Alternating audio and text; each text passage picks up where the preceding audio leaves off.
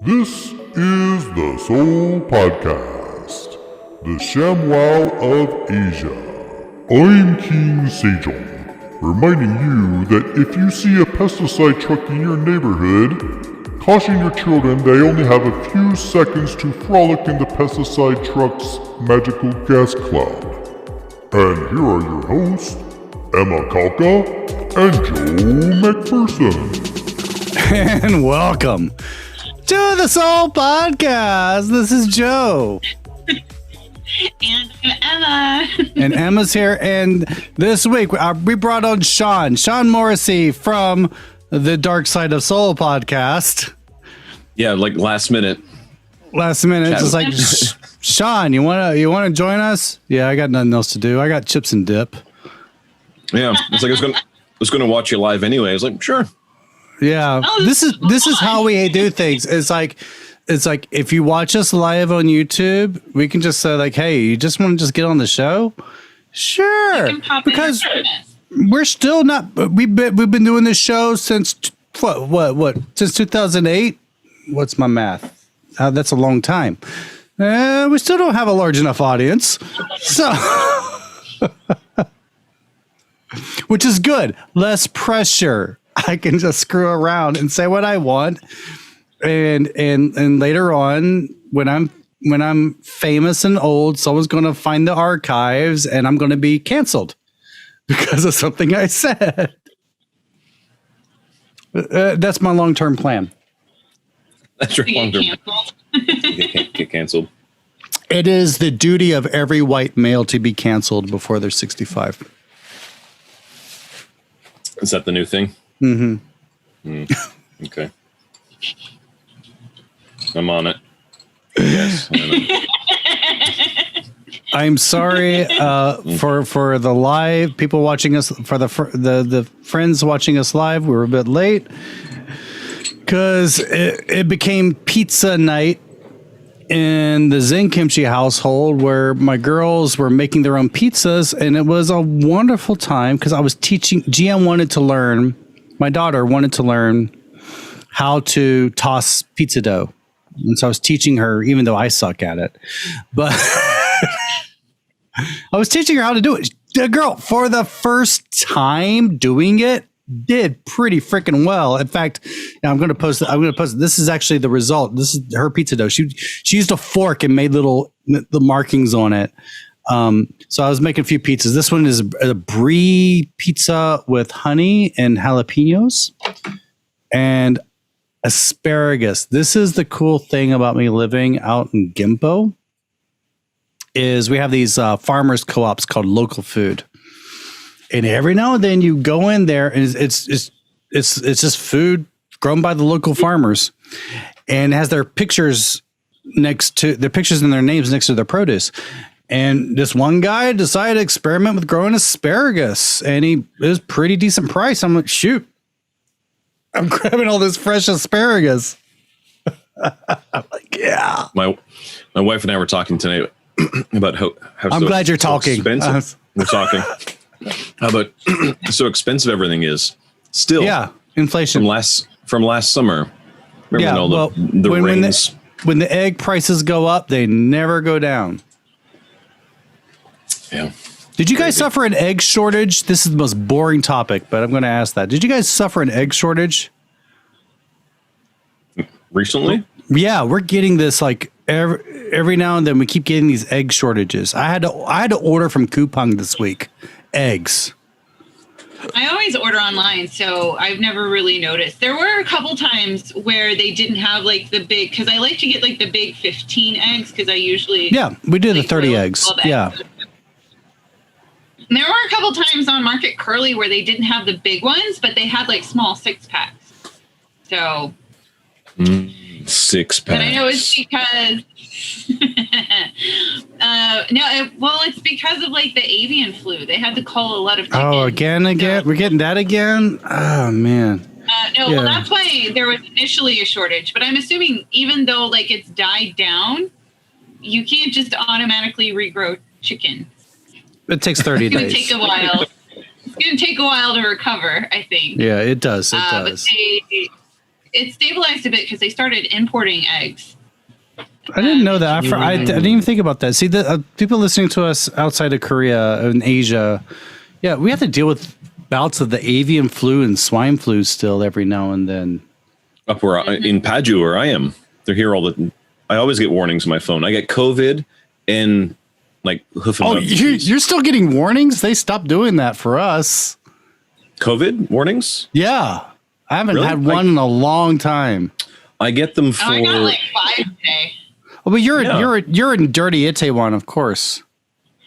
No, none of them have been from Yongsan. It's been like Mapo, Yeongdeunpo, Dongjak. I don't even know why. I don't even go to Dongjaku, but I've been getting alerts from them. Okay. Yeah, Well, it's in this general vicinity, is Dongjak. Yeah. I get alerts from Yangju every day, and that's pretty far east of here. It's a good to drive. It's not all that far, so I guess it makes sense. But like, I don't know. I don't go to Yangju. Maybe Gimpo just gave up. They stopped Gimpo's doing like, that. Who cares? Yeah, Go outside at your own risk. Bunch of gimps and gimpo. Yeah, that's what we are. I live in like the weird sounding Gimpo in the neighborhood of Pungmudong, which does sound like some type of venereal disease. Did I tell you the one time, like years ago, the buses, they set up some buses coming from Gimpo to Gwanghwamun, and they wrote in English Gimposity, but they put them together and they kept the C in city small, so it read Gimposity. Gimposity! Oh my God, what an amazing... Okay, is that domain available? You and your Gimposity. Gimposity is a great name. Oh my God. There you go. Do a blog about Gimpo. Call it Gimposity. Gimposity. Joe's Gimposity. Yeah. I rode the bus too just because of that. I was like, I'm getting on the Gimposity bus. For the longest time, I actually owned the very valuable domain name that I never used. I used to own KoreaMotels.com.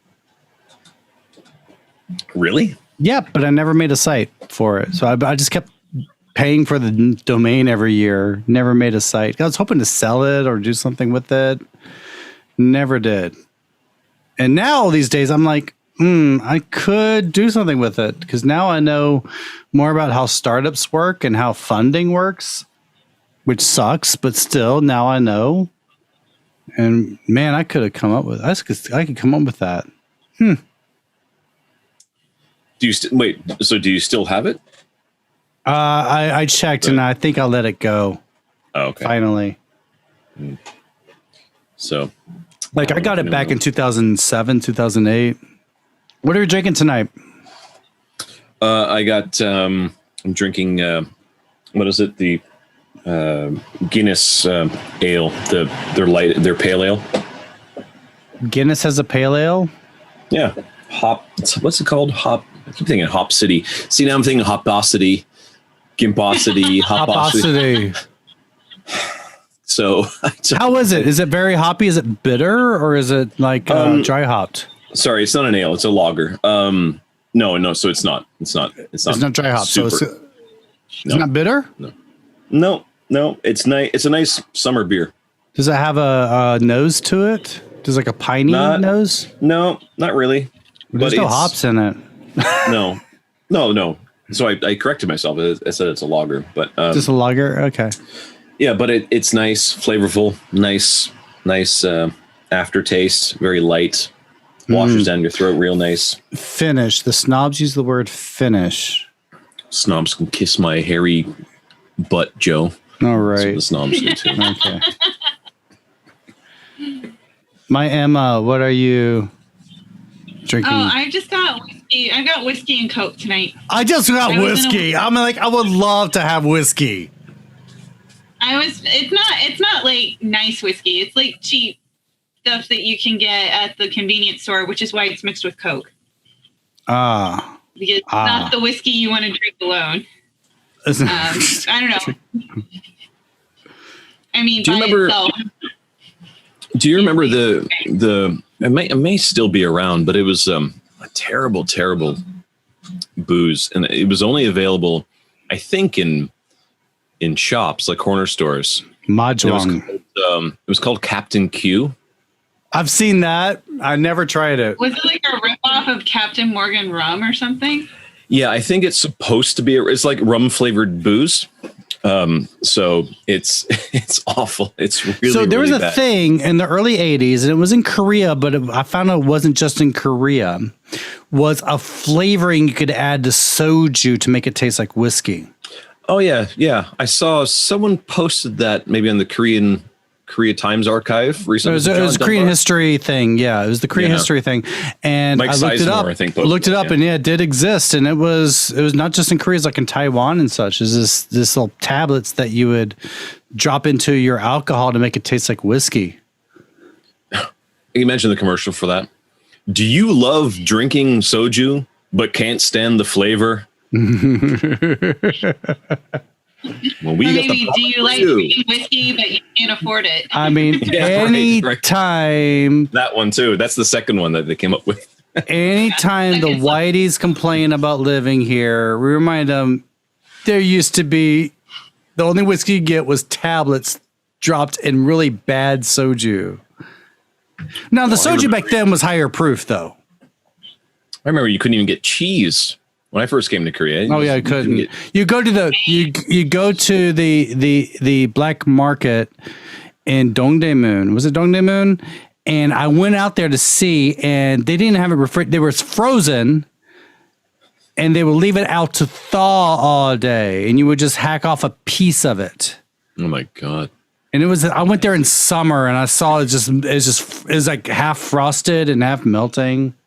It was disgusting. And by the way, I'm doing my usual playground Joker, pale ale, still my favorite. There used to be it wasn't a black market. I think we thought it was a black market shop for a few years, but it turned out it wasn't. It was. How about the Red Door? Things. The Red Door? No. In Ilsan, near Geop Station, there was a place called Orange. Well, it was next to a place called Orange Mart, and they would have cheese there. But like in 2001, 2002, to get just a brick of cheese would be at that time like 15,000 15,000 won. 15. Okay. So now that'd be with inflation. I don't know, but. Probably grocery inflation is going crazy. I was reading articles today about how grocery inflation is going crazy, and I did not put that in the notes because I didn't think we'd talk about it because that's a boring topic. Hold on, I'm going to bring my. There were price inflation, guys. It's a thing. Who wants to talk about inflation?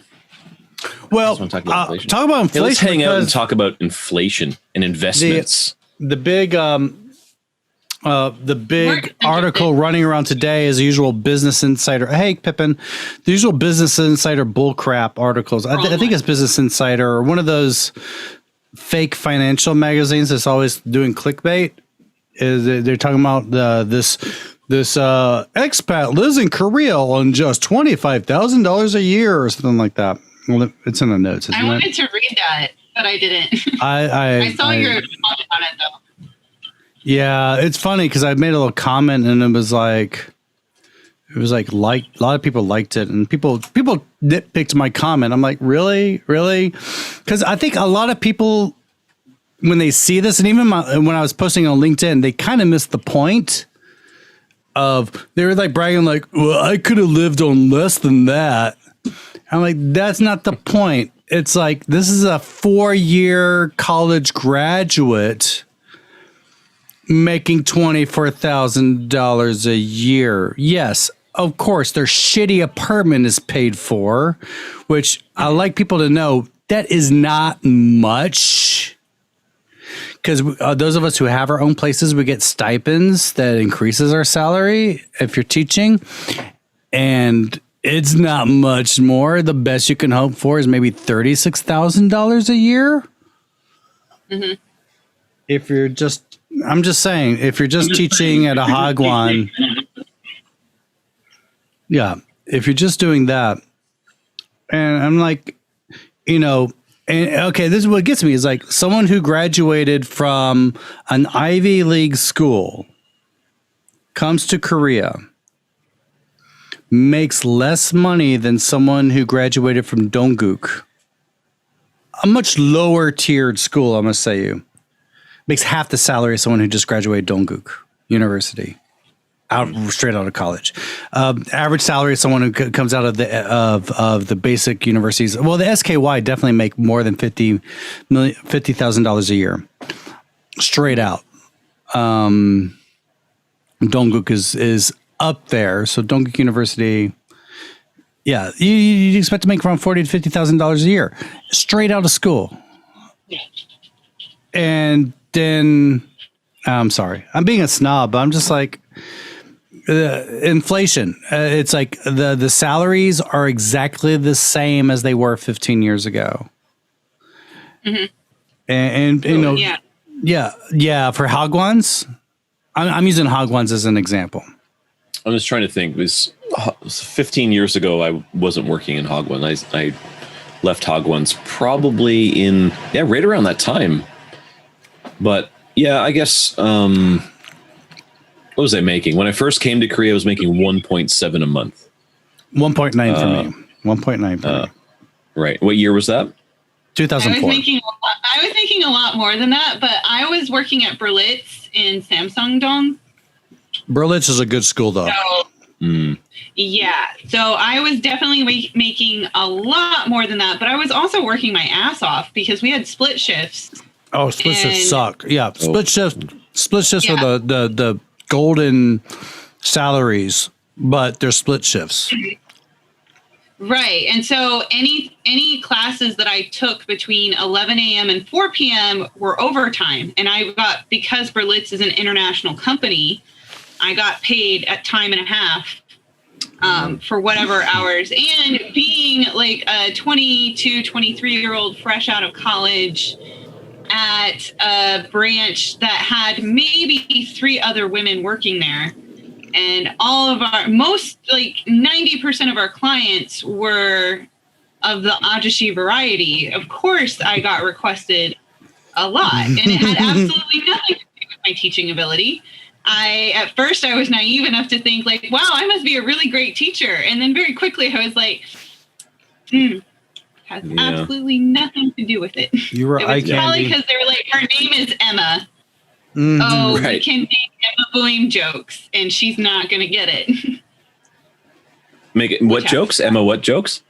Emma Boeing jokes. I got so many references. Oh, very famous Korean movie named Emma. And I'm like, okay, whatever. And then somebody finally told me what it was. And I was like, so they would say that, and they would like kind of laugh to themselves like, ha, ha, ha, she doesn't know it. I'm like, oh, so you watch porn regularly in class? And they were just like, shit, she knows.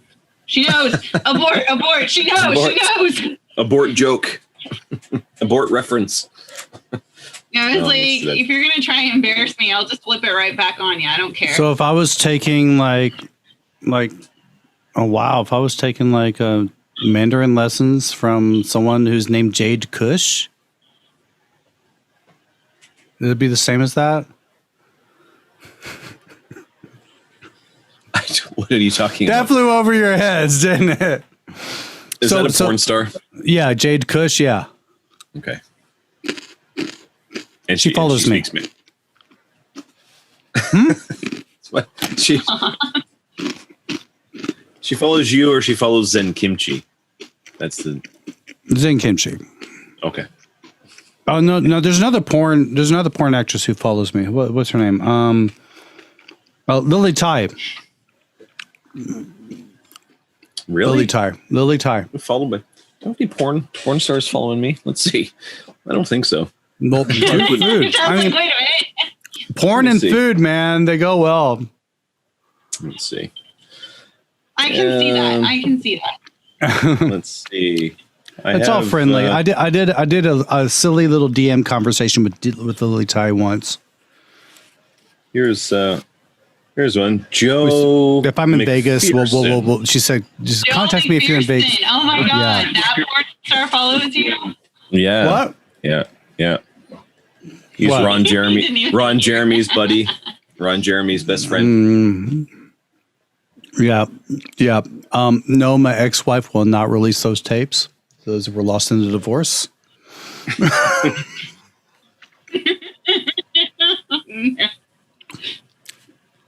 I was very young, stupid, and better looking. Well, at least you were better looking.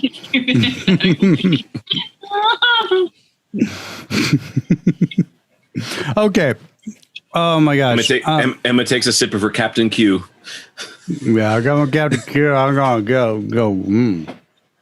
I didn't finish my Captain Q story, but it's past. It's not a Star Trek reference. That's why I kind of want. I feel like that is a Star Trek reference. No, it's awful. Yeah. Anyway, we can move on from Captain Q. Really? It no longer exists for good reason. I'm busy eating my homemade pizzas. This week. Oh God. Oh no, this week. What? This year and a half we've been talking about coronavirus like every show. I know. Actually, a couple of days ago, I was like, I hope something else happens in the news so we could talk about something other than COVID-19. Even the presidential candidates have been boring this week. Yoon has been dropping in the polls. Yeah. And so since he's dropping in the polls, the one poll company that had him high in the polls stopped doing polls on him. And they say it's a conspiracy. Oh, like, yeah. I'm trying to figure that one out. Did you hear anything about that, Emma? I didn't even post it because it's too confusing. It's too confusing to me. It just seemed really petty bullcrap. But anyway, when Yoon entered the race, who's this prosecutor guy who's been trying to make a name for himself by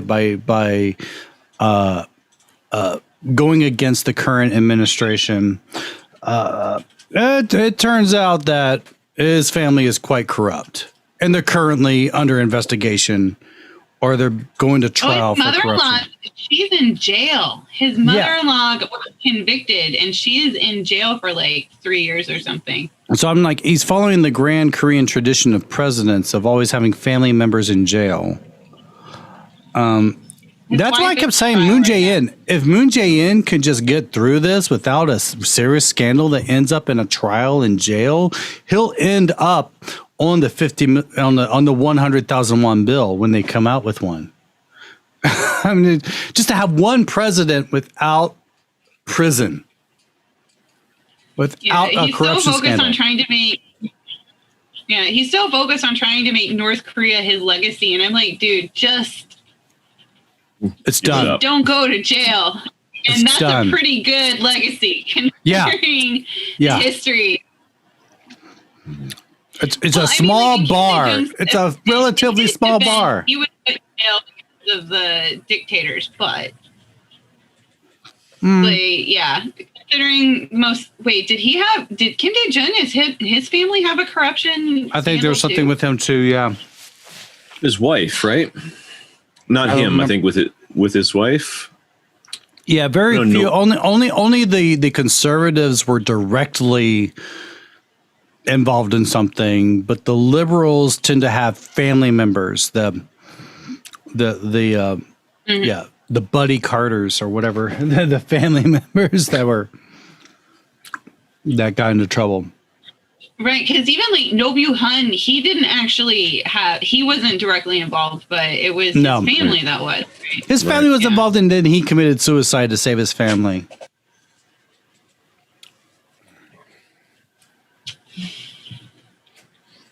But you get enshrined if you commit suicide. So, yeah. I totally forgot. Yeah. I've almost forgotten Nomu Yun because I'm trying to think what's his legacy now. What policies, what accomplishments has he made that has lasted? He did no Immortality Project. There's no Solo 20 whatever, and there's no islands on the stream. There's no Grand Canal. No Cheonggye-cheon. Yeah. He avoided impeachment. Yeah, right away he was getting.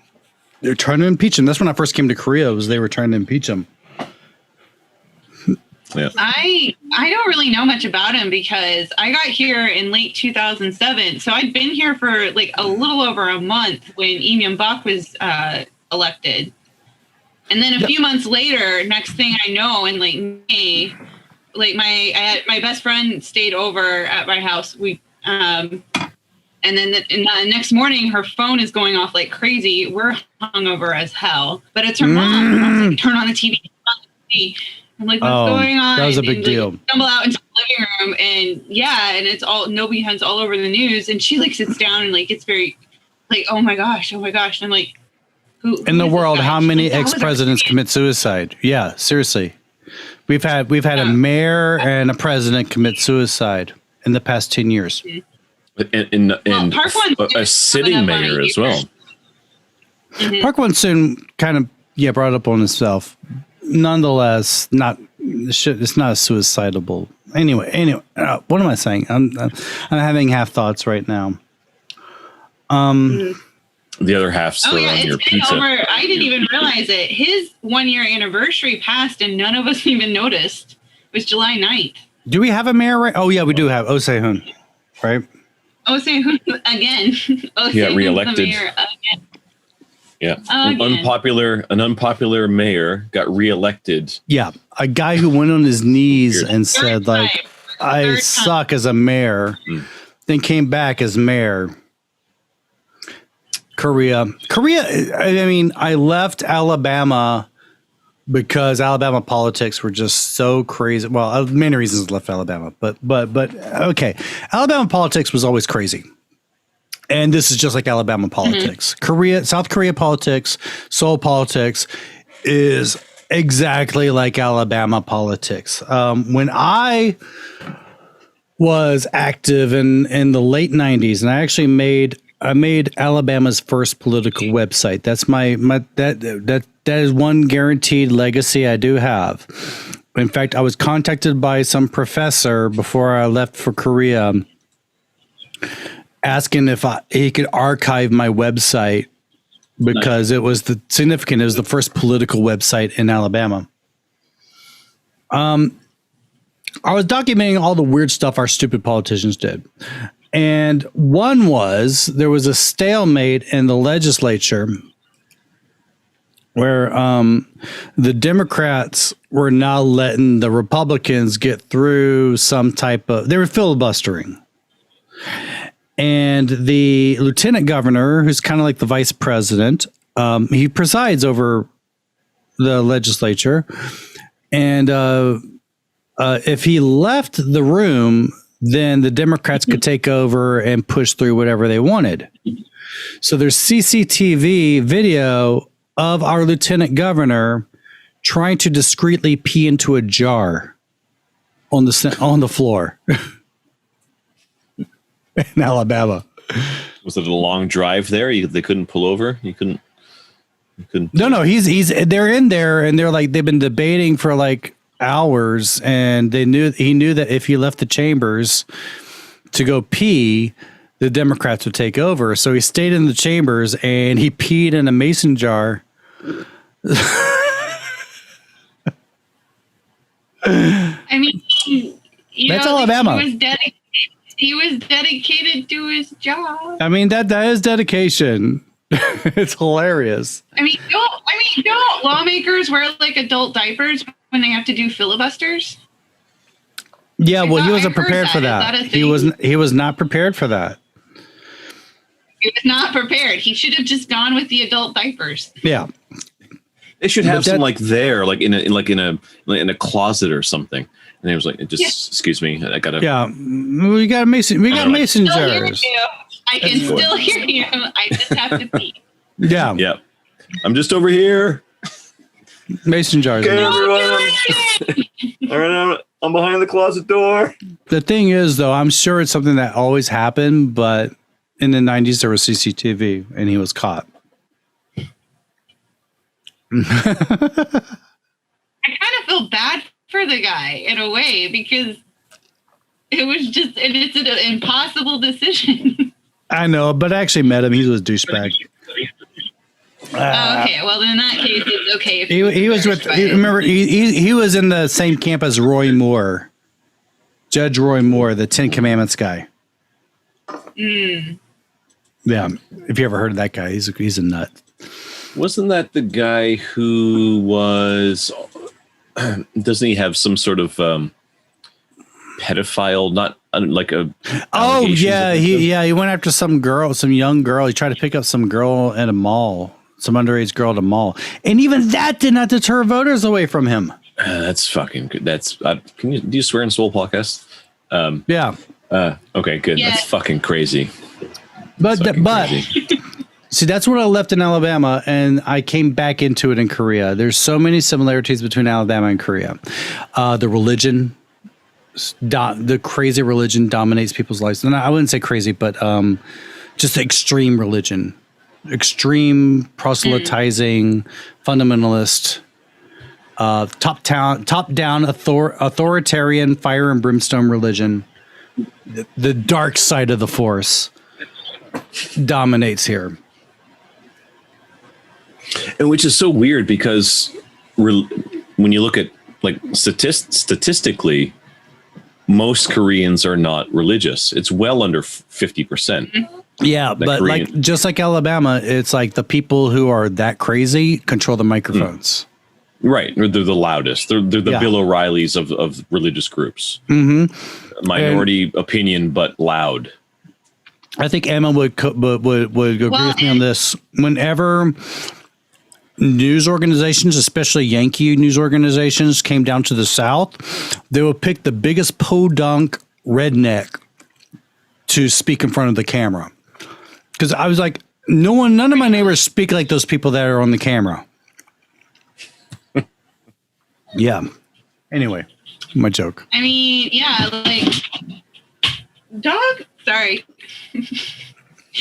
I have the trouble. The dog that doesn't cause trouble is in the office with me, and he just yanked down one of my lights off the table. Wow. Dog. Pull this one off. Morgan. What? Oh, now he's gonna run away. If you're listening in our chat. Anyway, yeah. I mean, I grew up in a small town. You know, my mom's family is from the Ozarks. Not a lot of them made it farther than high school. But I'm like, even my family doesn't sound like that. Where do you find these people?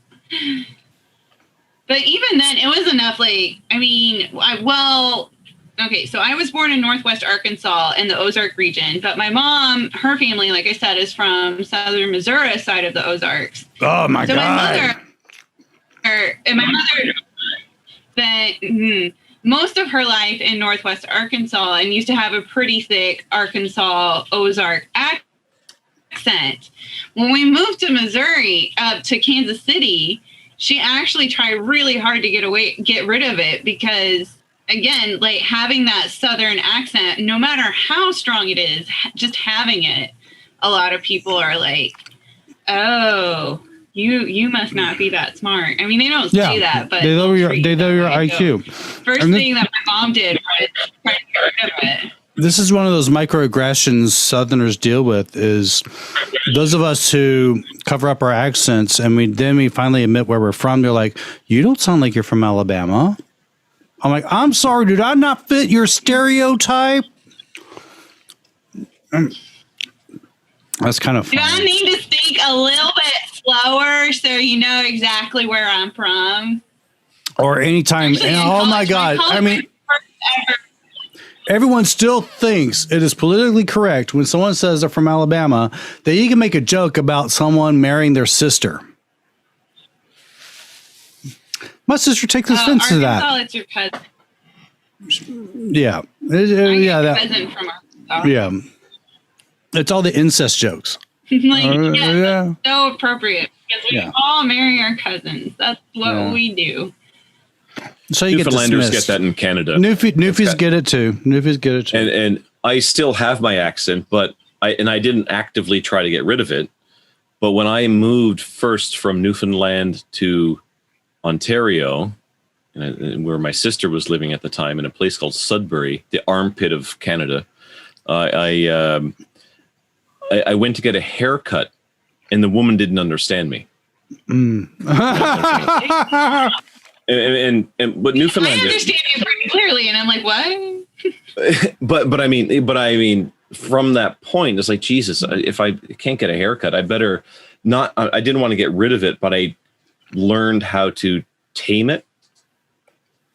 So, but if you catch me drunk, or if I'm back home, or talking to anyone from back home, my accent comes right back out. Yeah, it'll come back out for me too. Yeah. So what annoyed us most was, this is not how I actually sound. What annoyed us most was like how Hollywood would do really bad Southern accents. Like Dan Aykroyd in Driving Miss Daisy was awful. But what was funny was Tom Hanks did an exaggerated but pretty good Alabama accent. And now I found out much later how he got that accent was, this is how great an actor and what a beautiful, humble man Tom Hanks is. The boy that played the young Forrest Gump. He saw his Oh wait, no, that's not him. That was the son. The guy that played young Forrest Gump. Never acted before. He was just a Southern kid that they just got to just fill in these parts. And Tom Hanks watched him. He actually went on set. He didn't have to be on set. He went on set and watched him perform. And Tom Hanks copied his accent. So the boy in Forrest Gump, he's not doing a put on accent. That's his real accent. And Tom Hanks copied his accent. The little boy's accent. That's how we got a really accurate, like, Southern drawl. And I mean, you got a weird, to say Greenbow, Alabama, it actually kind of is it's almost a Wiregrass Birmingham accent he has. It's kind of weird. You don't hear it that often, but it was an Alabama accent he had. It's pretty funny. Actually, that's why I really liked the film adaptation of August Osage County, because Meryl Streep, the Queen, was the first time I think I had actually heard an authentic Oklahoma accent in a movie. Like, there's been a lot of movies, and I know it's like a minor thing, there is a specific Oklahoma accent. You can hear it. If you're from Oklahoma, you recognize it in other people. And you recognize it very quickly in movies that are supposed to be set in Oklahoma, and you're like, that is not what we sound like. And but I think because it's an accent, it sounds so similar to like the Texas accent that I think people just kind of look it over and they're like, oh, whatever. It's not as strong as like an Arkansas accent or an Alabama accent or you didn't like Grapes of Wrath, did you? And so it's just a lot of times when people are supposed to be from Oklahoma or they set a movie in Oklahoma, they just do a very generic Southern accent, which is a pretty shitty Southern accent. Mm-hmm. And I mean, but with that one, Meryl Streep, she had it. And I'm like, oh, I am listening to my grandmother right this minute. Aww. Oh my goodness. I'll be honest. I do not know what an Oklahoma accent is. Well, honestly, I mean, I know what it is. My accent is like, I think I've said this before. It's a really weird conglomeration of different accents because, I was partly raised by my mom's family. So it's a bit of like an Ozark, Northwest Arkansas, Oklahoma accent kind of all mixed up together. So I'm not even sure if like my natural accent when it comes out, I'm not even sure if that's like a proper Oklahoma accent. Do you heavily pronounce your R's? I'm not sure. I have to think about it. I have to think about what my dad sounds like, because my dad is like Oklahoma born and bred, like small town Oklahoma. So he and my grandmother and my grandfather and everybody in his family, they all have like that Oklahoma accent. And my little brother had it too. I think my sister has it a bit, but she's lived in Florida for so long. I'm not quite sure if her accent's still straight up Oklahoma. Yeah, Florida's just hybrids. yeah, there's just everybody from everywhere goes to Florida, and I don't know what. A lot of northern Florida is Alabama Wiregrass accent. Yeah, I was just saying the Panhandle, you do get a pretty strong accent, but she's in Orlando, so I don't think Orlando has. Yeah. It's an LA accent. Yeah, but if the further south you go, the more New York it sounds. Right. But like in Oklahoma, they speak very slow, which I never realized until I went to college. I went to college in Northwest Arkansas, but my roommate was from Seattle, Washington. And like the first weekend, I took her home with me because I only live like 2 hours away. So I'm like, I'm going home for the weekend. You want to come with? And like a bunch of girls just came with me. And she was like, why does your family speak so slow? Was the first thing out of her mouth. And I was like, excuse me? And my Marmar, she heard it. And she kind of whipped her head around. She's like, excuse me? Why do you speak so fast? Are you in a rush somewhere? You got somewhere to go to? We ain't going nowhere. We're just going to sit here and chat. Why do you need to speak so fast? God bless you, Grams.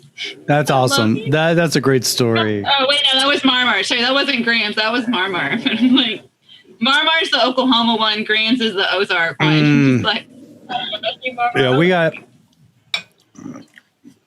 Yeah. Anyway, accents and all that. What we got distracted. We're doing a Soul podcast, and we're talking about Alabama, Oklahoma accents and Newfoundland accents. Sorry, something soul related again, Korea related. Yeah, all right. Now that we filtered all the rest of everyone out, I'm about to sneeze, by the way, because I have sneezation. Sean has to go grab something. Yeah, I'm about to sneeze. Hold on. Oh, God. Bless you. Oh, Bless damn, you I again. hate this. Bless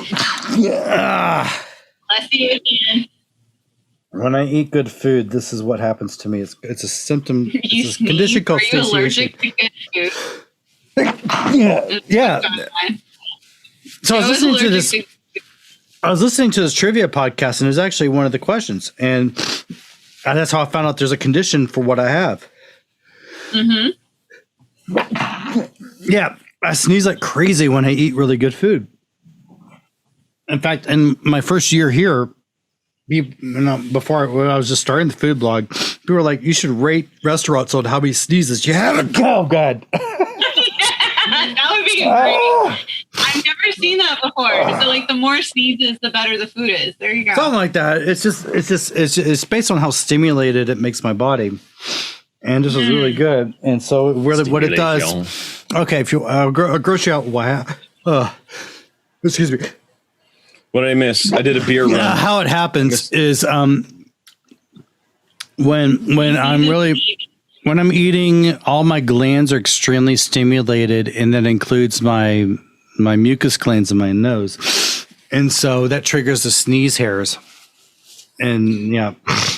Joe, I got to say, every single word you just said I've heard before, but I've never heard anyone put all those words together in a sentence. Your glands are stimulated when you eat. Yes. And it tickles your nose, sneeze hairs. Yep. That's exactly what happens. It's like when you salivate, most people salivate when they have really good food or they smell really good food. I go one step further. I get a runny nose and I salivate.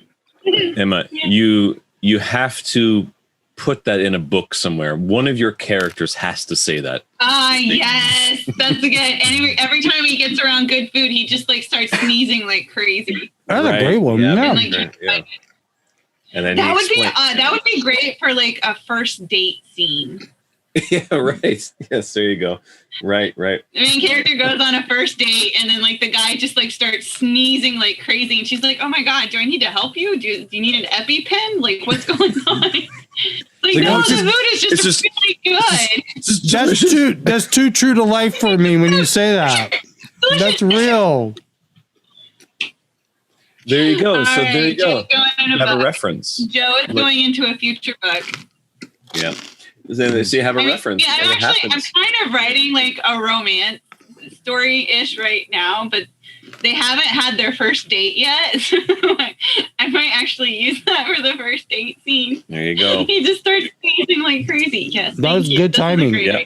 Use all of your don't give up any experience. Use every single experience in life in your fiction. Someone should bring the condition of snatiation to the forefront so we can raise money to cure snatiation. Yeah, there you go. And you've got a word for it. Like if you're titling chapters, the chapter when they go on their first date, that's the chapter of the first date. Because most people read it like, what the hell is that? And then it's explained. And then they're like, oh, I get it now. Yeah. And then it's SEO because there's not that many websites that say snatiation. So boom. It's SEO. No. Yeah. Joe, you've been giving me so many good ideas. He helped me plot out an idea for like a screenplay the other night. I'm so happy. I'm so happy.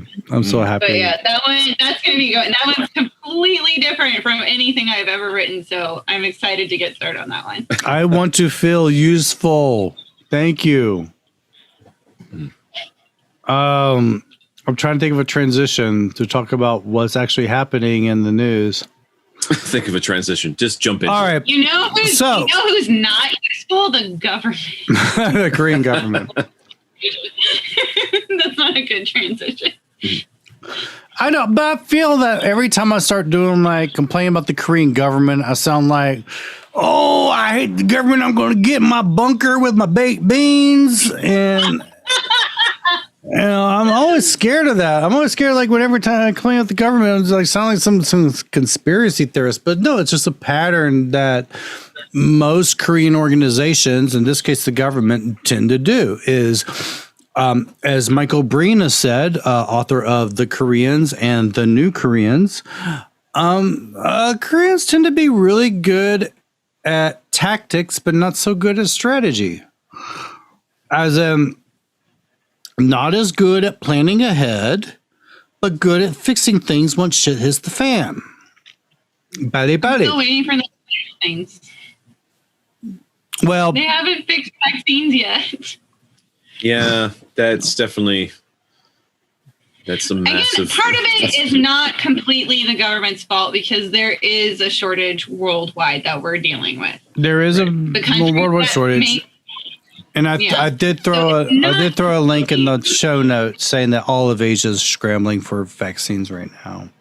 Yeah, this is not just a Korea thing, but I keep reposting this one Wall Street Journal article pointing out from back last November how the Korean government stated publicly that they could wait on a vaccine. Yeah. There was no hurry. We got everything under control. As if what could go wrong. So that was Shawn. You know Brandt. Brandt. I get a lot of my quotes about Korean organizations from Brandt, and that was my first year in Korea. Is like one of the big mistakes Korea always makes is they always have this attitude of what could go wrong. Oh God. Like, if you ever hear that, that's when you're like, that might be the time to get into the bunker. Yeah, and it's always attitude. You see any from Hagwon to government. This is it. What could go wrong? Oh, we don't plan ahead for this. Oh, seatbelts in the Hagwon bus? Why? Our drivers have not gotten in any accidents this month. Things like that. Yeah, it was something that struck me a couple days ago. I think when the numbers went above 1,600, I thought, oh man, this is our second summer with COVID. And last summer, everyone was saying, oh, I can't wait. In a year, everything will be fine. Yeah. I know. Everything would be okay. But here we are in Korea at the worst it's ever been. I know. Yeah. We're like, next summer is going to be better. The music festivals are going to be back. We're going to be able to go out and enjoy stuff. We'll be vaccinated. Everything will be fine. Well, the Korean government said we're not in a hurry. We can wait and see. I'm okay with hating on the government. And anyone who listens to the Dark Side of Soul podcast, they know I hate on authority a lot. I have no problem hating on the government. Nonetheless, for me, it's not party related. It doesn't matter what party's in power; they're always. Oh no! In fact, I would go even further and say that the other party was in power, it'd be even worse. Probably. I would say being worse. The only other thing I would say about like the current party in power, which is the liberals, is unlike liberals in the Western world, the liberals in Korea tend to be a little more xenophobic. So they tend to be a little Koreans first. Fuck the foreigners. Foreigners are a disease to our nation. Well, no, not that to that extreme. EJ Myung is EJ Myung. I knew you were going to. That's what I was leading towards. Yeah. The governor of Gyeonggi Province. The governor of Gyeonggi Province, who is running for president, has a chance. Who philosophically on many issues, I'm kind of on board with him, except the xenophobia. Yeah, he's a piece of shit. Because he's all about he's a guaranteed income and all that. I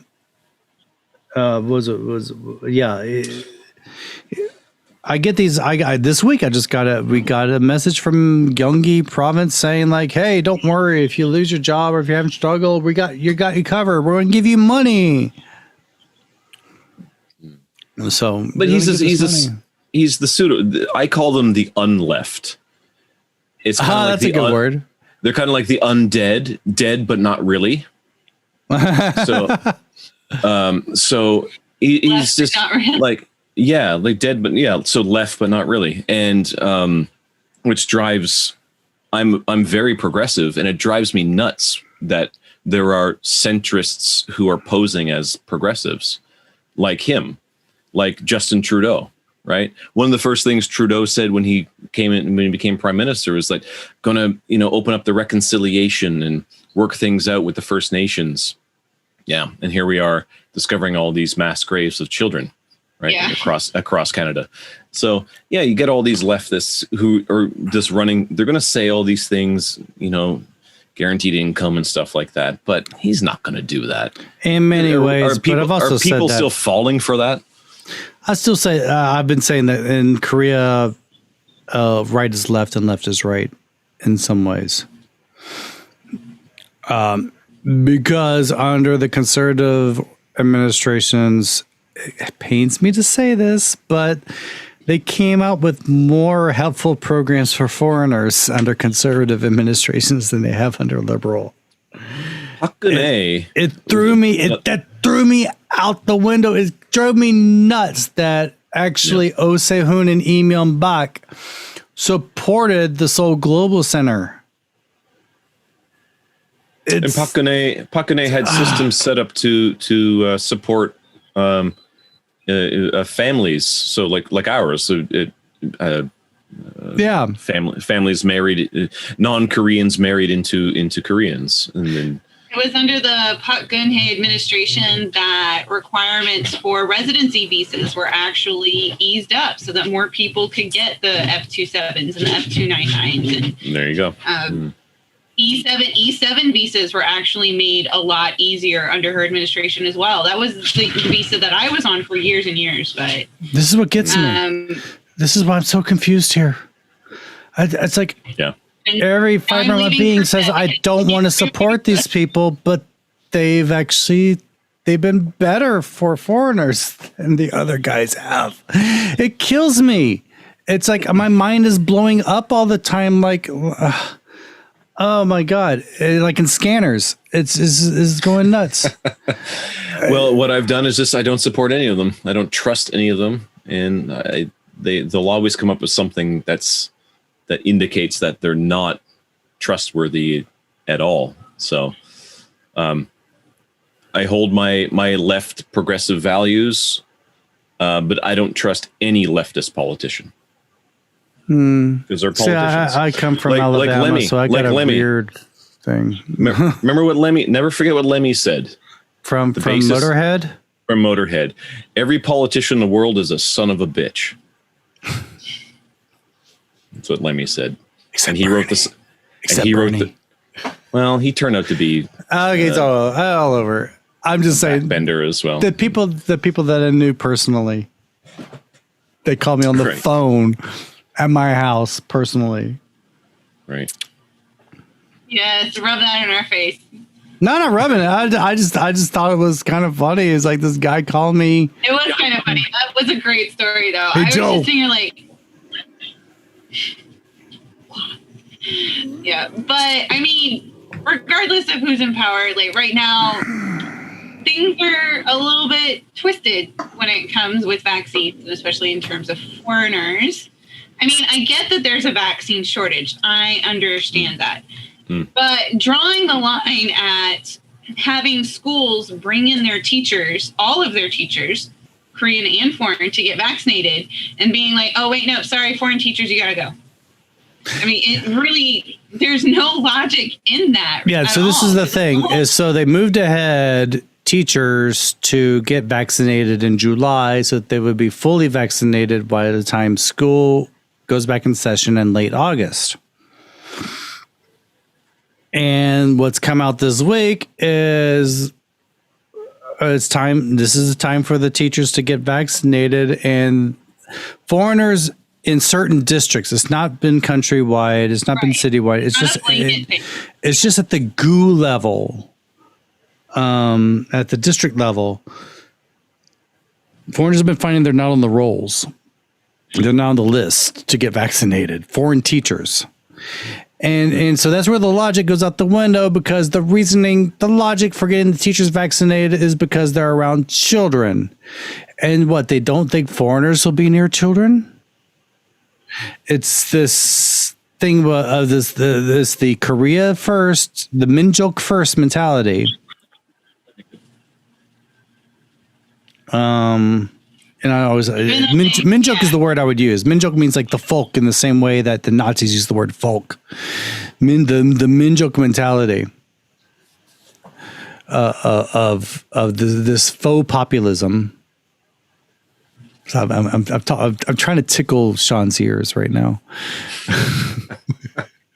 Please, I'm trying to make you laugh, and you're not laughing, so I'm going to keep going. No, I'm just trying to throw his language. He keeps saying folk, minjok, folk. I'm a folklorist. Oh, but I'm talking about the minjok, but I'm talking about the faux populism. You're right. Of the minjok people. Mm-hmm. This is what's going on. It's like.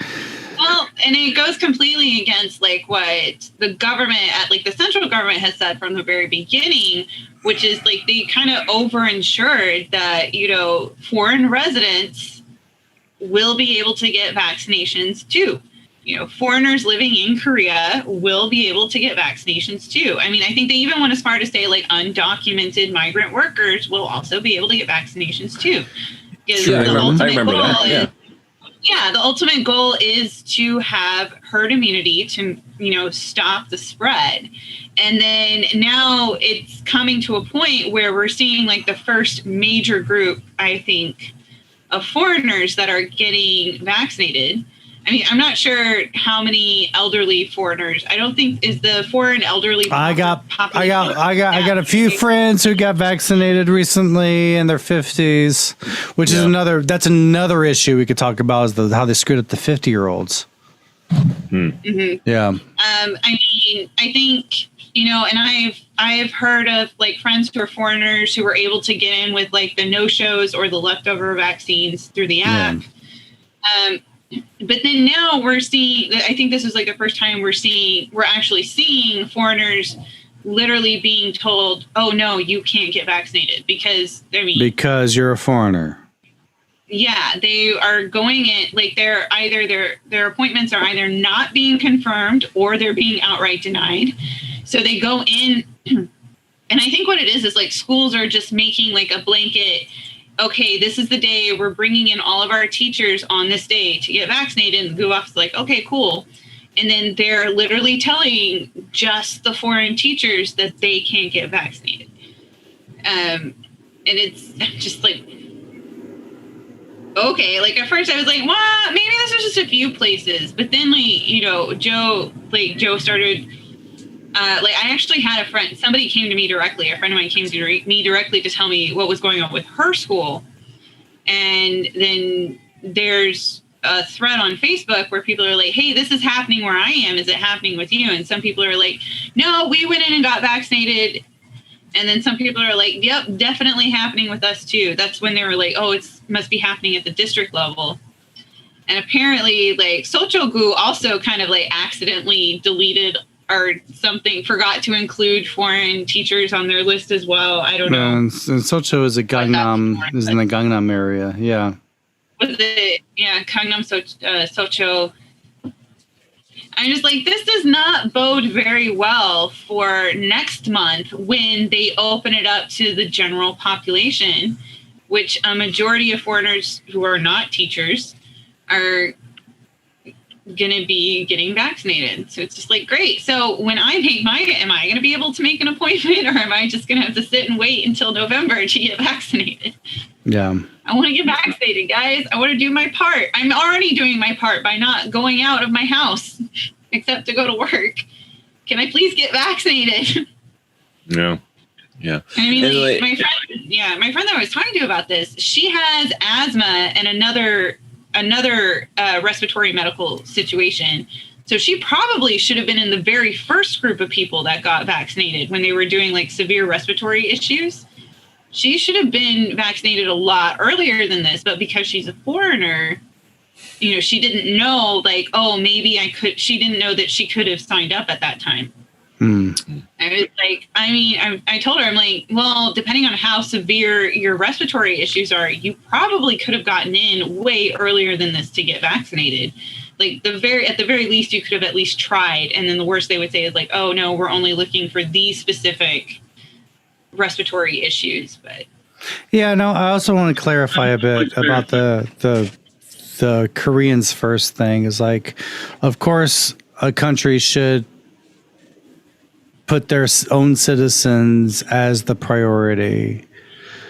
But in this case, the reasons the teachers were put in for July was for public health reasons. It wasn't some special favor to the foreigners.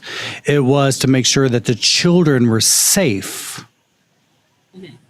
That's the point. Because they can't get back yet. If it was about trying to appease foreign E2 visa holders, I don't care about that. That does not bother me at all. No, seriously.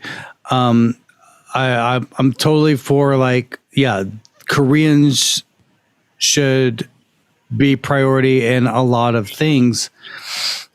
This was a case for the public health in general. Yeah, no, I agree with that. Like, of course, like if I was in competition with a Korean in Korea for a job, then the Korean should get the job. I agree with that. In fact, we're doing that with my company right now. It's killing me because we're trying to hire some positions, and it's, you know what, Facebook killed our job ad because we're asking for native Koreans. That's racist. It's racist. Well, I said native Koreans right. Or F-series visas. Oh. And Facebook said that, no, that violates our rules. Well, but we can't hire anyone but those types. Right. All right, because you can't sponsor visas. We can't sponsor visas, and Facebook is like, still, that doesn't pass our. So our job ad got killed on Facebook. It's like, we're trying to hire more native Koreans at our company, and instead, I'm getting applications from people wanting visa sponsorship. I'm like, I say in there, we're not sponsoring visas. But we're still good. Anyway, yeah. So, like, I agree. Of course, like in Korea, Koreans get priority for everything. But this isn't a Korean issue. This is a global issue. This is a global pandemic. So everyone should be in the same tier. Everyone should be in the same the same level of eligibility. Okay, completely disagree with. This is where I call about the naivete is like whenever anytime Korea wants to be global, it's always to be the hub of something. It always wants everything in, but never wants to contribute out. The globalization. So it's always about taking foreign money, taking foreign business, taking foreign trade, but not giving anything in return. When it talks about hubs and talks about globalization, anything global.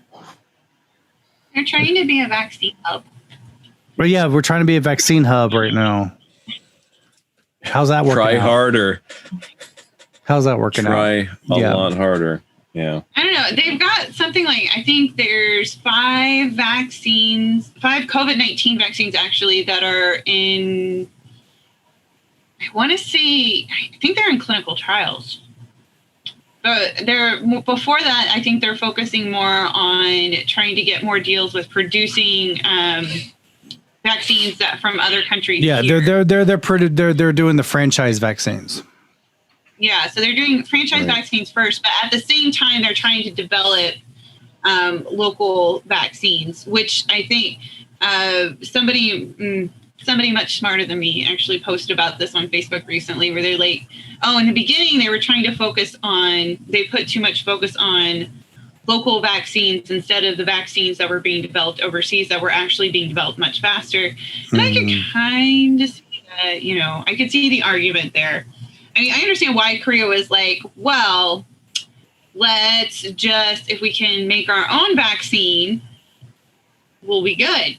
We can just make all the vaccines that we need. But, they just weren't fast enough compared to like Pfizer, Moderna, Johnson & Johnson, all the other companies, AstraZeneca. I spoke to a bunch of Koreans about that just this week, actually, in the last couple of days. And we're talking about how, there's a shortage and whatnot, and how it's not just in Korea as well, but Korea was really slow to get on vaccines and start making deals. And every Korean I spoke to about 60 people. This is when I do the qualitative research, mostly for my folklore and heritage research, but I bring up politics now and again. And I brought this up, and every single person was upset with how the government responded to the vaccine and how poorly they did in the beginning. Mm-hmm. Oh, so yeah. That's not a pool of people. It's but this is in the Korean vernacular press is people saying, why does the government never see the obvious signs of what's coming?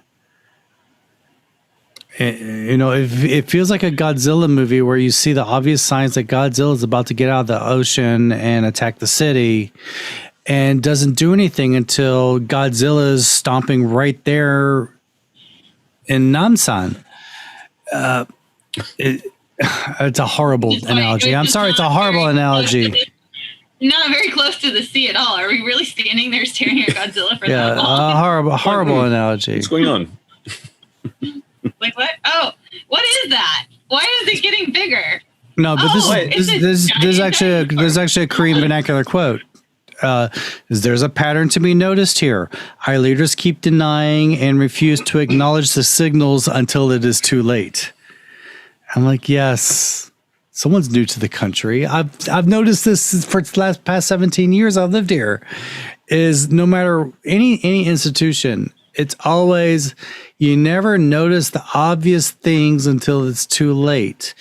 I would even go back to the first Hagwon I taught at. There was one classroom where the ceiling tile was obviously stained because there's a leaky pipe and was starting to sag.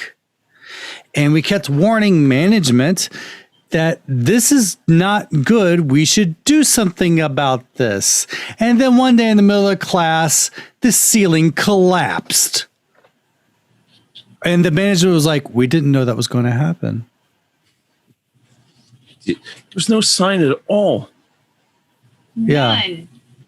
Oh, we kept saying that the doorknobs were really poorly installed. And so we said, we really need to come up with new doorknobs, or we need to get these repaired. And then we ended up with so much class time being wasted because, kids are always playing slam the door in between classes. They're always running in, slamming the door, which drives me nuts when I'm teaching. They do that, and then suddenly they find out they can't open the door back up again. So they've locked themselves in their classroom, and they're stuck. And I have to get a screwdriver, and so by that time we end up with 4 classrooms with no doorknobs. Not to mention, that's a huge fire hazard. What if somebody accidentally slams? No! This is the pattern. We do not anticipate anything bad happening because what could go wrong? What could go wrong with a sagging wet ceiling? What could go wrong with the doorknobs spontaneously locking all the time, locking kids in the classroom all the time? What could go wrong? Until it's there and the ceiling collapses or you have to remove the doorknob. This is the pattern. This is what always has happened. And the government's doing the same thing. It's always been what could go wrong. Yes, Korea was given lots of kudos for how it quickly enacted controls after coronavirus entered the country. This was 2 months after they got warning that it was coming to Korea. They got noticed. There is records that they had meetings in January that they knew coronavirus, this new virus, was coming to Korea from China. Korea was one of the first countries targeted outside China for this. Did nothing until Shincheonji. Not until, was it patient number 26, I think it was, infected a shit ton of people. Did nothing until the shit hit the fan. Did nothing. And then came up with the Bali system, put everything together. Everyone cooperated for a while and then rested on its laurels, thought nothing could go wrong. Just like the person on the highway going 90 kilometers an hour, like 1 meter behind another car, thinking that the car in front will not suddenly slam on its brakes, always assuming that everything is going to go smoothly. And so that's why in November they're saying publicly to the press, we're not going to worry about the vaccination. We're gonna wait till we get the prices right. We're gonna wait to see if America, if it's safe. We're gonna make sure we're not gonna vie for the vaccine. We're just gonna wait for the rest of the world to do it because we got everything controlled here. Nothing can go wrong here. It's this pattern. The pattern I've said it before with the Olympics. It was the Olympics of the trains. They spent all this time getting all the trains ready to take people to Pyeongchang. They forgot about how they were going to get back. Well, no, it never occurred to them. No one ever knew because Korea was trying for 10 years to get the Pyeongchang Olympics, because I was involved in getting the Pyeongchang Olympics here in the campaigns. Trying for 10 years to get the Pyeongchang Olympics here. And it didn't occur to anyone that the Pyeongchang Olympics happened at the same time as Seoul, when the whole country is taking trains. And so never even anticipated that all these foreign spectators coming in from around the world, while Korean is a center stage, that they reserved train tickets and then found out when they got to the station that their train tickets weren't valid because Seoul people got the tickets ahead of them. Didn't anticipate that. Didn't anticipate the buses or anything about people trying to get back from venues or anything until the shit had already hit the fan. You had 10 fucking years to anticipate this. And it's not like it's the first Olympics in the world. It's not like it's the first Olympics Korea's ever done. But still, did not anticipate anything. It's not like the IOC showed up 1 month before and said, hey, Korea, can you host the Olympics for us? Oh, yeah, okay, we'll get things together. No, 10 years they had time to prepare for this. Until they dropped the ball with transportation and logistics. As if the Olympics was just supposed to exist for the local population. Okay, sorry, rant. It was like, you feel Testify. better now? Did you get that off your chest? Yeah. Sorry, guys. But no. It's an institutional thing. What I'm saying, it's an institutional thing. It's a group thing. It's not an individual thing. You get people individually. Everyone's like, fine. But then you get, this is the thing I'm trying to examine is like, why does this happen when people get into a group? No one anticipates bad events. No one anticipates worst case scenarios. No one anticipates that anything could possibly go wrong. No one ever uses strategic thinking when they're in a group. I don't get that. Well, and it does, like we were saying, it does. We have lots of examples because we lived in Korea for the last few decades. So this is what we've seen firsthand. But it's not like it's specifically a Korea. It's a pattern. But like, but like even with the pandemic, like this was something that we saw happening all over the world. It wasn't just Korea. Oh, I agree with that. I agree with there are many levels of incompetency everywhere around the world, but I'm trying to think of like the thing that is very much a pattern in Korea. Yeah. And we did things. What happened in Korea? We did things great, and I was so proud of being here. I was so proud of being here because of the way we reacted. Yeah, we were late, but things happened. And they happened fast. Yeah. Did well. I was so proud. I was bragging to all my American friends. My American friends were like, Joe, shut up, you traitor living outside the U.S. Because Americans still think of people who left the U.S. as traitors. And so like they got tired of me talking about how Korea was so much better than the U.S. And now I'm having to eat my words. No, actually, no. Most places in America just gave up. Yeah, but I think we are too. I feel like, actually, yeah, that's kind of what I feel. I feel like it's at a moment where we're just kind of giving up. I feel like it's like, go ahead, go ahead. There's nothing we can do about it. Let's just whatever until we can get people vaccinated. It's like we had 13 MCU movies saying that, predicting that Thanos was going to come. Didn't do anything about Thanos until he showed up. Trying to rush to try to prevent Thanos from doing anything. And now I'm at the point like, I give up. Just do the snap. Just kill half of us. We're done. We're not worth saving. I know we had 13 movies to prepare for Thanos. Didn't do anything. We knew he was coming. Yeah. And what did we do? It's like the Korean government didn't watch the post-credit scenes. Didn't know it was coming. Sorry. But my own joke is it's like no Korean official has ever watched a single zombie movie. Because that's the latest quotes coming from them is saying like, well, a month ago, the Delta variant was under control. We thought we had this under control. So we were going to open things up for everyone. It's only 9%. What was that, Emma? I didn't hear what you said. There's a really great Korean zombie movie too. Yeah, it's like they were like saying like, oh, the zombie virus was only on this one train, so we didn't have to worry about anything. It couldn't spread because it was on this one train. And then you got Train to Busan 2, and there's no Korea left. Oh yeah, that's right. Wait, has that come out yet? It came out, but no one ever noticed it. It's on Netflix now. Peninsula. Oh, is it? Oh yeah, that's right. It's called Peninsula. I still haven't seen the. But now that I have my VPN and I can watch American Netflix and actually get it with English subtitles, I will do that. Because, movies and TV shows are still difficult for me to follow unless I have subtitles. I agree with that. I have to stop, go back, and be like, okay, now I got it.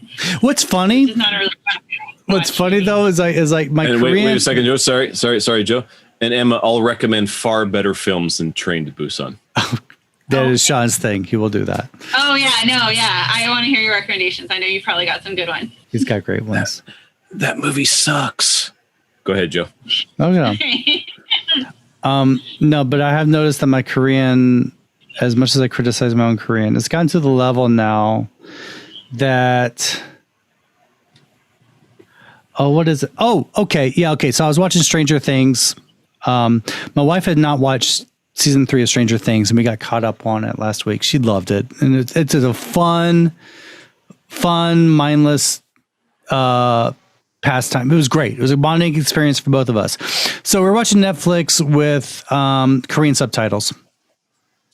And what was kind of funny was sometimes the audio gets muddied, and the only way I could understand what anyone was saying was reading the Korean subtitles.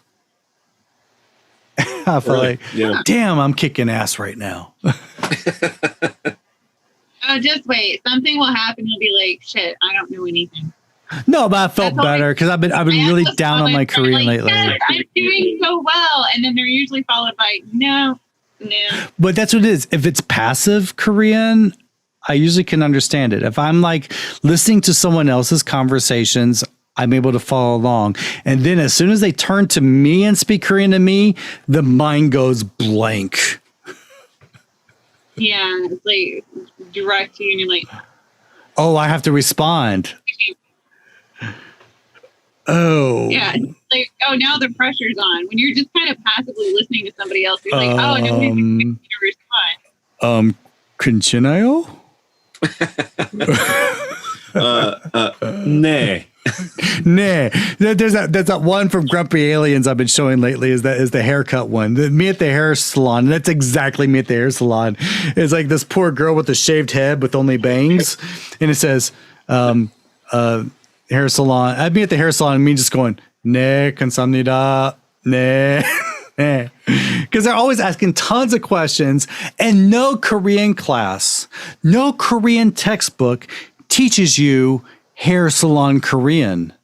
So you don't know what to say. I know like to say short, but I really don't know the nuance of how to instruct a hairstylist in Korean of exactly how I want my hair done. So what I do is I have a few words I say, a few phrases I say, and then I just go, 네, 네, 네. And they get to a point where they're like, okay, continue.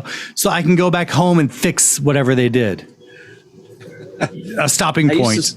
And I go home and I fix it. Yeah, I don't think I've ever. I used to say, just ask for a trim, and now I can't remember how to say that. I've lost that. I have no idea because I've started shaving my head since COVID started. Yeah. So you got it easier. It's like I want to shave my head, but my daughter, my Jaein, cries every time I do that. So I don't want to make her cry.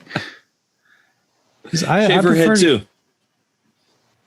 I don't know. I discovered a salon about 8 years ago with an owner who trained in the U.S. and I mean, English, Korean, I don't have to say anything. I just walk in, sit down, she does my hair, and I love it. And I'm just like, that's amazing because every time I find a salon like that, then the person who did my hair great quits the next time I show up. Oh, she owns it. It's like hers. She opened it, and it's been here for 8 years. Or it goes out of business. Or that. I have a curse. It's like restaurants. Every time I find a good restaurant, it goes out of business. Oh, my favorite restaurant closed. You should not get your hair cut at my place. What's your favorite restaurant close? Which one, Shawn? The one below. I used to take the Seoul hike. Oh, that one. After. Yeah, that sucks. Yeah. Just reminded me. Sorry, Emma. I didn't mean to cut you off. Joe reminded me. No, that was fine. I was just saying, Joe, you're not allowed to go to my salon because if everywhere you go they quit or they close down, I'm like, nope, you're not allowed. You can't go. All right, I won't go. Sorry. I wanted to stay open. And well, you can go after I move. After I move back to the States next year, then you can go. Actually, no, don't go because I don't want it to ever shut down because I want her to always be successful. So sorry, you can't go there ever. I'm the curse. And you're the curse. You're not. So the other thing, I mean, we were complaining about foreigners, but the big other complaint was for the 56 to 59-year-olds who were scheduled to make reservations this week. So they weren't scheduled to get their shots this week. They were scheduled to make their reservations like Paul McCartney tickets this week. Yeah. And this was nuts. Was it Monday at midnight? They opened it up. And in just over 12 hours, they shut it down because they thought they were feared that they were going to run out of vaccines. That's okay. For one thing, I like. Okay, this is simple logic because I'm not great at math, but this is the math I have. If column A is the amount of vaccines you have, column B is the amount of people between 56 and 59. If A is less than B, don't fucking open it up to everyone. Some of the stories were like really shocking too. Like there was one woman who waited by her computer. She didn't really know how to use it. Her daughter was helping her. I read had to that go to one. work. But so her mother's just waiting by the computer for like 13 hours, and she had no idea she had to refresh the page. Oh no! Oh no! Yeah. So then she called her daughter eventually, and she's like, "Mom, you have to refresh the page." And so she, over the phone, she did it, and then it was closed. I'm so sorry. That made me really sad when I read that. Yeah. That really upset me. That's when I went on the internet after that. After I read that, I went on Twitter and just saying like, it's like the government knows that it only has 20 cookies. It could possibly get more, but it only has 20 cookies. Then it goes and calls up 100 people and say, hey, why don't you come over here for cookies on Saturday? And so Saturday comes along and 100 people show up. And after the first 15 people walk in, they close the door and said, sorry, no one else can come in. Did you invite me? Yeah. Why did you invite all these people if you knew you only had 20 cookies? This is something I'm curious about. How many government officials and elite people who are 56 to 59 did get their vaccine and didn't have to wait? Well, Sean, I can answer your question by looking at a map. A map of new coronavirus reported infections this week. The entire map has been red except for one blue spot, and that is Sejong City, the government center. That's right. There you go. Sejong hasn't had very. They're still in love. They're allowed to stay. They're one of like 4 places that are allowed to stay in level 1, I believe. Surprise! I mean, I'm not big on conspiracy theories. I mean, I'm hearing in Sejong City, it is a ghost town. No one goes out because basically it's a new town, so it's just franchise restaurants, shitty restaurants, run by Baek Jung-won. So they're all closed down. So there's nothing to do in Sejong City, and it's a bedroom community. Because everyone that works in Sejong City lives in Seoul. But it's the only blue spot in a country of red. It's the island. Mm. And so it does spawn conspiracy theories. No, I don't think so. Like, I'm certain government officials got their vaccines first, even though other people were said to be more eligible or priority. No, we're still very much I'm higher. supposed to be like the non-troublesome one, and he's sitting over here barking like, what's going on? We're still very much a young bond society. Yeah. Oh, absolutely. Well, Yeah. Everywhere is all about the aristocracy. Yeah. You can be pretty damn sure that Jeff Bezos got a vaccine on day one. Yeah. Right. Probably. Right. Bill Gates certainly did. The E family and Samsung most certainly got their vaccine. They got their luxury shots. They didn't get no shitty AstraZeneca. They got their Modernas. Right. Yeah, probably paid for them to get their themselves. Yeah. They have so much money. They probably just like, well, let's contact the company and buy some of the vaccines. Yeah, they got it themselves. They had a little vaccine party. Yeah. So yeah, eat the rich, man. And then they went into the prison and gave Park Geun-hye her vaccine too. I wouldn't be surprised. Yeah, I mean, that would have happened anyway, because one of the first priority groups were people in detention centers. That does make sense. Yeah, okay. Yeah, that is true. That is true. Yeah. So whether or not, like, if she got any favors, she still would have been vaccinated before a majority of people, just because she's in a detention center. Oh, okay. That makes sense. Even though she has no contact with anyone, as far as I know. And Richard Branson got his. She's in the big the one that had like the massive outbreak where like 1,000 inmates ended up getting COVID-19 a few months ago. That was where they've been keeping her and Ian Buck. Oh, really? Seoul detention center. Yeah, right. Before vaccination started happening, the Seoul detention center. Oh, really? That's where Puck and Hay and Ian Buck are being held. So, are you saying? Are you Young Cho? Oh, really, Young Cho as well? Yeah. The serial killer. He's probably been vaccinated too. So you're telling me? Are you telling me Puck and Hay that the detention center had an emergency crisis and the government was slow to respond to it? Let me chew on the irony a little bit.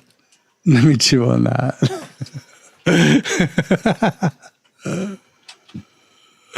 That was nice. Oh boy. Yeah. Okay. We're talking a lot about different things. I was going to talk about. I thought the funniest thing to come this week was the cars only protest of small business owners. Oh yeah. And the government trying to figure out if it was illegal or not. Because technically they weren't all gathered together. There were no more than 2 people per car. This is the reason for the law was for social distancing. Why people couldn't get together for protesting was for social distancing, preventing the virus from spreading. And one thing I will credit Korea for is like Westerners come to Korea and say like Korea's a lawless society. They don't follow the rules. And I'm like, no, they follow the rules when the circumstance requires the rules to do it. You know, it's like if it's 2:00 in the morning and there's a red light and there's no other cars there, fucking run the red light. It's fine. It's okay. You're not going to kill it. It's not, it's not that bad. It depends on the circumstances. This is very much what we call unique situations. It was a big line of unique situations. It was people gathering, but only in cars, and they were socially distancing, technically breaking the law against assembling, but they were within the spirit of the law. Mm-hmm. Yeah, that's what credit Korea for. Korea's always been about the spirit of the law rather than the letter of the law. How about that? Korea's always been better about the spirit of the law than the letter of the law. And Westerners tend to be about the letter of the law. So, but Emma, you said that because I don't know, but you said that it was just 2 people per car. Well, yeah, because starting on Monday is when after 6 p.m. no more than 2 people are allowed to gather. So they followed it. They followed all the guidelines. There. And you were there because that's where you work is Yoido, where they were doing it. Yeah, but I was already at home. Oh, okay. I wasn't there. They started. No, did they? Was that Yoido? No. It was Yoido to. Wasn't it Chungno? But they moved. They went up to Jungno, but they started in Yoido. Oh yeah, that's right. They started in Yoido and they went to Jungno. No, I was already home by this time. But yeah, I mean, they stuck to social distancing. They followed. There were no more than 2 people per car, as far as I'm aware. So technically, they were following social distancing guidelines. They just had a protest rally in the car. I love that. I love that. That's awesome. To me, like, yeah, that was. Go me. That was the perfect Korean way of skirting around the rules, finding a loophole, and going through with it. And they did it right. That's why I love the story so much. It's like, and the government's like, crap, we didn't think of that. Right, and they're still trying to find ways to like, well, technically you're not supposed to have a rally, and they're like, well, technically we were following all the rules. Well, that's it. It's like if it was America, they would get them on the technicality. But this is Korea, where it's all about the spirit of the law rather than the letter. So it's like, but. As far as I'm aware, I don't believe anybody's been prosecuted yet because of it. So. Yeah, just let that one go. Let that one go. I mean, they were disrupting traffic, but so what? I mean, it wasn't during. Was it during rush hour? I don't think so. I mean, the government's government's been really shitty to small businesses. I had this little debate with my wife recently. I was talking about that recently with my wife, and she was kind of like, why are the small businesses angry? If they got a business, it's their problem. I'm like, yeah, but the government told them they had to close down. They can't make money to pay their rent. And she's like, well, I mean, and the government's not giving them compensation. She's like, well, why should the government give them compensation? Because they're not working. And I'm like, but the government told them not to work. Yeah, of course, exactly. If they did that out of their own volition, if they voluntarily closed down, yeah, okay. But the government forced them to close, forced them to, and they're not doing anything to stave off the landlords from collecting their rents and all the other taxes and shit. And then at the same time, they're raising the minimum wage, which I'm all for raising the minimum wage. Bad timing for this, I would say. Well, hopefully it doesn't go into effect until January. So hopefully things will maybe be better. Yeah, I know. What we said last summer, remember, Emma? But it's kind of funny. It's like, I'm supporting this protest. Maybe. I don't know. Yeah. I feel really bad because I know there are so many places that just keep shutting down, and I live in a neighborhood that is completely built out of small businesses, and it's just now that we're in level 4, and not only level 4, and you can't have more than 2 people together after 6. I mean, is there any real point in all these restaurants and places staying open after 6? And that's like. I feel like we're going to see a lot of, I feel like I'm probably going to see a lot of like small businesses who have been mainstays of this neighborhood for 20 years might be shutting down because they might be nothing. There might be. And if you listen to the Dark Side of Seoul podcast about the history of Itaewon Part 2, you'll find out also a lot of rich celebrities bought up a lot of those buildings in your area, and they're real asshole landlords to their tenants. And they won't give them breaks when it comes to their rent.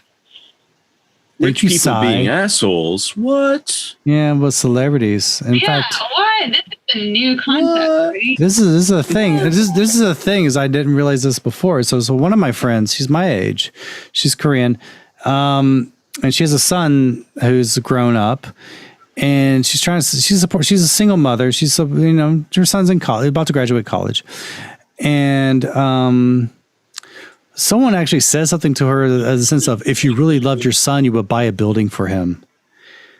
And I'm like, wow, that is a total level of the bubble I am not in. That is the level. That's where we're talking about the dirt spoons and the gold spoons, is like, that's considered normal, is if you love your child, you would buy them a building so they don't have to work. That reminds me, do you know the old Irish song called Purple Heather? No. And the lyrics in that are, I will build my love a tower. But the point of that is that he actually can't build her a tower, but he tries really, really hard to build her a tower. Uh-huh. And he just does it through love and through dedication. Uh-huh. and it represents the common class, right? That's the whole point of that type of love song. And then when you hear something like that, if you really love your son, you'll buy him a building. Fuck off. Yeah. Because that really creates character, is passive income at a young age, where you don't have to work or humble yourself for anyone. That creates great character. It just, the next generation is a bunch of King Joffreys. That's what it is. Okay, so some silly stuff, and then we're going to wrap it up. I'm off the COVID shit. It's a little bit of old news, but I thought that was hilarious. I was telling everyone about this. This guy woke up one day and he had his stuff in storage next to his apartment, and all of his stuff was gone. This is crazy. All of his stuff was gone. And then they went and checked in the CCTV, and they found out it was a mover moving his stuff out. So what happened was, an older man in the same complex was moving to a city out in Gangwon-do. He'd already moved out there. And so the movers are coming back to get all of his stuff, and they went to the wrong storage unit and moved this poor guy's stuff out all the way to Gangwon-do. Good grief. I never heard about that. When was this? Yeah, this was a couple of weeks ago. Was it a couple of weeks ago? Oh, was it? Yeah, it was last week. You sent it to me last week. Okay. Because like last week. I saw that and I was like, that poor guy. Oh my gosh. Like, I know it was stuff that was in storage, so thankfully I don't think it was stuff that he needed like absolutely right now, but yeah. That would have been hilarious if it was his apartment and he walked to his apartment one day and all the stuff was moved out. Jesus Christ. I mean, it's like no one checks anything. No one checks. They always assume nothing could go wrong. Never checks. Double checks anything. Wait, so have you heard an update? Did he get his stuff back? Yeah. I mean, now they figured out what had happened. He got his stuff back, supposedly. Right. Yeah, it's a hilarious story. It's a hilarious story. You feel really bad, but you kind of have to laugh just a little bit. Yeah, well, the guy was laughing. I remember. He had a good humor about it. He was like, so guess what whatever happened to you today, I win, because this is what happened to me. Yeah, it was funny. It's just one of those things. It's one of those Korea types of things. Another thing in the news, K-pop news, is it's hilarious because we know BTS's big summer hit was Butter. Mm-hmm. And so the American Butter Institute praised BTS for increasing their sales. Oh, for fuck's sakes. Are you kidding me? Really? This is hilarious. I find this hilarious because I've been personally involved, well, actually from a peripheral, watching the Korean government divert all this funding for promoting Korean food to go to K-pop groups to promote Korean food, like CN Blue and the Wonder Girls. And they had these horrible campaigns to promote fit milk and romantic mushrooms. All failed. All this money that could have been spent on me, who was actually promoting Korean food and actually having results. But, these silly campaigns that were being embarrassed in the international media. So they're doing all that and they're spending all this money, and then BTS comes through. American Butter Institute paid $0, and a K-pop group promoted their product. Promoted, well, didn't promote a brand. Well, okay. Yeah, it's not really their product. They promoted because the reason the Korean government was, they didn't promote a brand. They're trying to promote Korean agriculture, as in fit milk. I heard 10 seconds of that song and I turned it off. So Butter? Oh, Butter's not, honestly, honestly, BTS is, you could do worse than BTS, honestly. But yeah. They've got some box. I guess you could. Yeah, you could. They're pretty low. Yeah, you could do worse. I just thought that was just the biggest irony. After all that money the Korean government spent on celebrity endorsements to promote Korean food, the one Korean celebrity group that made it through the big time promoted American butter by accident. That's funny because like Koreans use the word, but I remember they say nukie, which means like greasy. But like I remember years ago, Koreans would say, "Oh, butter," and like they were using butter, the English word butter, to reference the Korean word nukie. Oh, really? About a person, and that being a very negative comment. Yeah, because it means oily and greasy in a bad oily way. And greasy. Yeah. So like, nukie.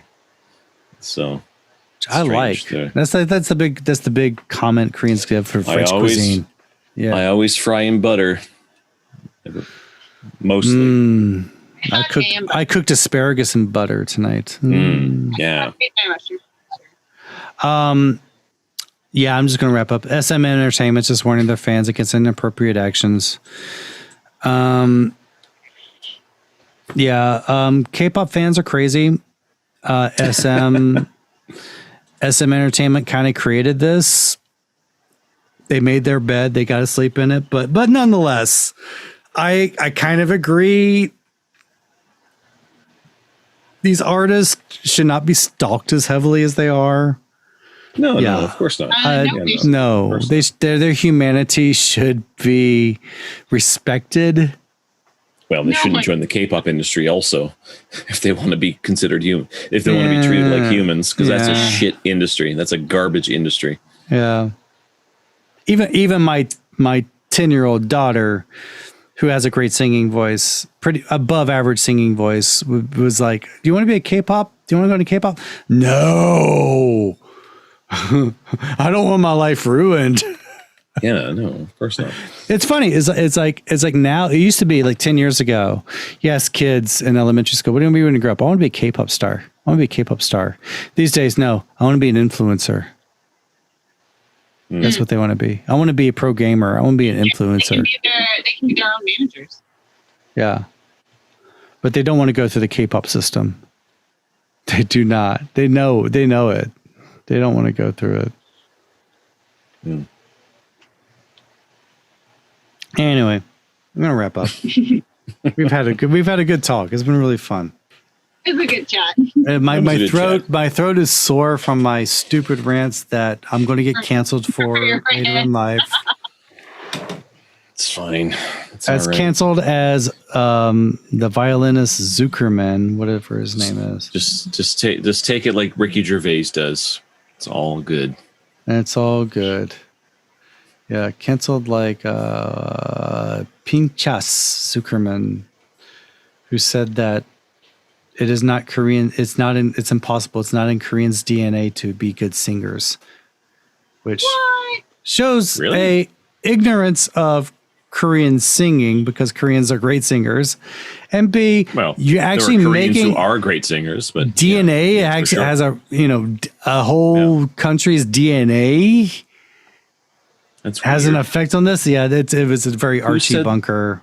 It's this violinist. He's apologizing like crazy. He's being canceled as we speak. It was an online masterclass hosted by the Manhattan School of Music.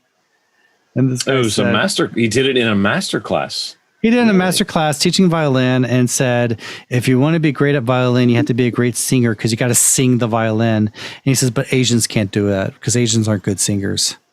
And I thought, okay, one-off remark, maybe come back and don't double, but then he doubled down on it, because there were two Asians in his class, and he was like, yeah, you can't do this because you're Korean.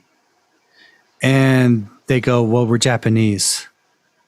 And he goes, oh, Japanese are horrible singers too. They can't do this. You can't do this because it's not in Koreans. It's not in your DNA. Really? Oh, he doubled down on this. He doubled down. It wasn't a weak mistake or just talking off the cuff. The guy obviously has thought long and he thought long and hard about it. Obviously, he's gone on whiskey-ridden rants on this, and he actually violently believes this to his soul to say something like this, even in the face of the people themselves saying because of your race you can't play violin well because your race can't sing. That's in your DNA. That's a pretty shitty thing to say, man. Yeah, I know, man. Wow. So what I think people should do is if you want to listen to Korean music that actually meant something to a zeitgeist of Koreans, go listen to some Park Kwan-soo, Shin Jung-hyun, and their song Jandy, which is about smoking weed. Yeah, but smoking weed. But smoking weed. It's not about butter. It's about smoking weed in the 1970s. Yeah, when Korean music had balls. Korean mainstream music. Yeah, mainstream music had balls. Yeah, I was about to say there's still some Korean music that has balls, but you probably don't hear it in the mainstream anymore. What was there was the one punk band, well, there's Crying Nut, of course, but Dumbo Shit. Yeah. There was a punk band named Dumbo Shit. They were fun. There was a fantastic a band called Frenzy, I think. God, were they good? They were such a good band. And they broke up because the drummer went to Europe and then India to study percussion. And that's years ago. That's like 10 years ago. I don't know if he came back, but what a good band. I'm not sure if I used to go see them live, but I have no idea if they recorded anything. Yeah. But if anyone can find the band Frenzy, the Korean band Frenzy, look them up. I'd say Inachi and what was it? The dance company? I can't remember their name. The Bomneronda. Gomneronda. Sorry, not Bomb. Gomneronda. The Bear is Coming. The Pansori pop song. You guys don't know. Come on, man. It's everywhere. Oh, no, I don't. Yeah, I know you're not. I don't like. But I don't know the name. Yeah, I know that. I don't like that. I don't like that. Yeah. Oh, really? I like it. No, I'd rather just listen to Pansori. Yeah. Well, I do like Pansori, but I think that's a fun song. Yeah. And a fun video. It's from a couple of years ago, right? It got really popular recently, but I'm late. I'm late to it. No, it became popular like in the last year because it was used in commercials and stuff. But Ambiguous Dance Company. There they are. Inachi. Yeah, they recently did a music video with Coldplay. Oh, really? Oh, right. That's right. I read that too. Yeah. Because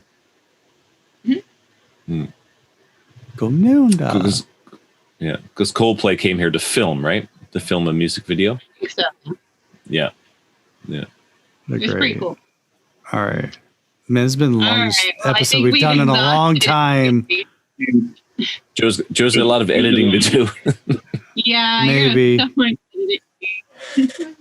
Joe's like, I'm not having Shawn on ever again. Thank you, Shawn. No, Shawn, this is great. This is fun. Except, Shawn, if this was a normal night, we would have eaten a lot into our Dark Side of Soul time. Well, we would have done it. Yeah, we'd have to. Yeah, it would have been normally we would have started earlier and then ended at 8:30 like we usually do. Yeah. Yeah, and we're doing Dark Side tomorrow night.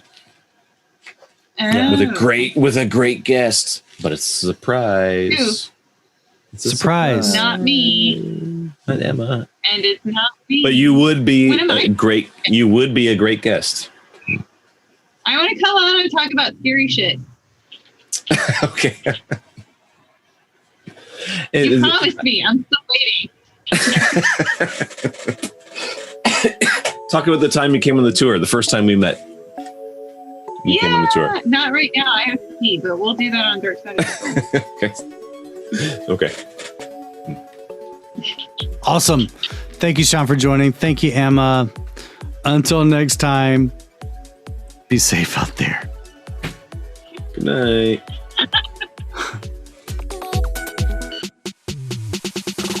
The Seoul Podcast is a production of Zen Kimchi International, copyright 2021 under the Creative Commons license. Parts of this podcast may be used for non-commercial purposes if you remember to give us credit. You can contact us at sejong@seoulpodcast.com. That's SEJONG@seoulpodcast.com. Follow us on Twitter @King Sejong and on Facebook at facebook.com/SeoulPodcast. For a transcript of this episode, listen to it again and write down what you hear. See you next week. Until then, may you find a publisher for that book you've been writing about an ESL teacher in Korea who gets mixed up in the Korean underworld.